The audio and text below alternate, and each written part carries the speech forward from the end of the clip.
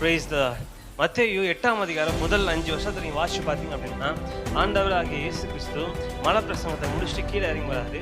கீழே இறங்கி வந்தோடனே ஏசப்பாவை ஒருத்தர் சந்திக்க வராரு. யார் அந்த மனுஷன் அப்படின்னு பார்த்தீங்க அப்படின்னா, உடம்பு ஃபுல்லாக குஷ்டரோகம் வச்சுட்டு அவங்க ஃபேமிலியால் ஒதுக்கப்பட்ட ஒரு மனுஷன், அவங்க ஃப்ரெண்ட்ஸால் ஒதுக்கப்பட்ட மனுஷன், சொசைட்டியால், ஃபேமிலியால், எல்லாராலையும் ஒதுக்கப்பட்டவன், உடம்பு ஃபுல்லாக குஷ்டரோகிட்டு சொல்லி எல்லாரும் என்ன பண்ணாங்க, அவனை ஒதுக்கி வச்சிட்டாங்க. ஏன்னா இந்த குஷ்டரோகம் என்ன ஆகும், அவங்க குடும்பத்தில் கையிலாக வந்துடும். ஏன்னா இந்த குஷ்டரோகம் வந்து யாருக்கு வரும் அப்படின்னா, ஏதோ ஒரு பாவம் பண்ணிட்டான், அதனால தான் என்ன பண்ணிச்சு, இந்த குஷ்டரோகம் வந்துச்சுன்னு சொல்லி எல்லாராலையும் என்ன பண்றாங்க, ஒதுக்கி வச்சு ஊருக்குள்ள வந்தாலும் என்ன பண்ணாங்க, இவனை கல்லடிச்சு கொன்றுவாங்க. இப்படிப்பட்ட ஒரு மனிதன் தேவன் நோக்கி சொல்றாரு, ஆண்டவரே உமக்கு சித்தமானால் என்னை சுத்தமாக்க உம்மாலே கூடும் என்று ஏசப்பா பார்த்து வேண்டிக் கொண்டான்.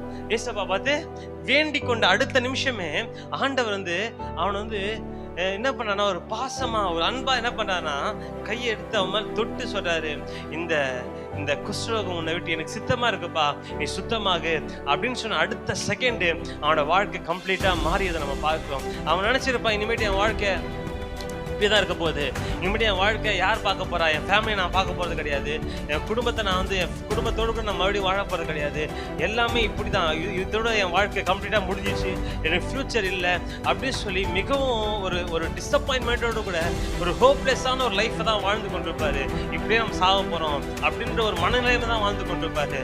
அன்னைக்கு அவருக்கு ஒரு சர்ப்ரைஸ் கத்தர் கொடுத்தது போல இன்றைக்கு நான் சொல்றேன், உங்க வாழ்க்கையை தேவன் சர்ப்ரைசஸ் கொடுக்க உண்மையாக தேவனா இருக்கிறார். அல்லேலூயா. நீ எத்தனை வருஷமா உங்க வாழ்க்கையில கஷ்டப்பட்டு கொண்டிருந்தாலும் சரி, இன்றைக்கு நீங்க ஆண்டவரை பார்த்து, ஆண்டவரே உமக்கு சித்தமானா இந்த காரியம் என்னை விட்டு நீங்கட்டும், உமக்கு சித்தமானா இந்த கடன் பிரச்சனைகள், இந்த பாரங்கள் என்னை விட்டு நீங்கட்டும், உமக்கு சித்தமானா இந்த வலிகள் என்னை விட்டு நீங்கட்டும் அப்படின்னு சொல்லி நீங்க கேட்கும் பொழுது ஆண்டவராக இயேசு கிறிஸ்து நிச்சயமாவே உங்க வாழ்க்கையில அற்புதத்தை செய்ய வல்லவரா இருக்கிறார். ஆமென். ஏசாயா 53ஆம் அதிகாரம் 5ஆம் வசனத்தை சொல்லுகிறாரு, என் தழும்புகளால நீங்க சுகமா இருக்கீங்க ஆண்டவர் சொன்னார். இன்றைக்கு நான் சொல்றேன், அவரால சுகமாக்க கூடாதபடிக்கு இருக்கிற வியாதிகள் ஒன்றுமே இல்லை. இன்னைக்கு வாழ்க்கை எந்த பலவீனமா இருந்தாலும் சரி, எந்த பிரச்சனையா இருந்தாலும் சரி, ஆண்டுகிட்ட சொல்லும்போது நிச்சயமாவே உன்னோடு கூட உன் வாழ்க்கைய ஆண்டவர் திருப்பி போட, உன் வாழ்க்கை ஆண்டவர் சர்ப்ரைஸ் படுத்த தேவன் உண்மையாக தேவனா இருக்கார். God bless you. கர்த்தர் உன்னை ஆசீர்வதித்து உன்னை மேன்மேலும் உயர்த்துவார்.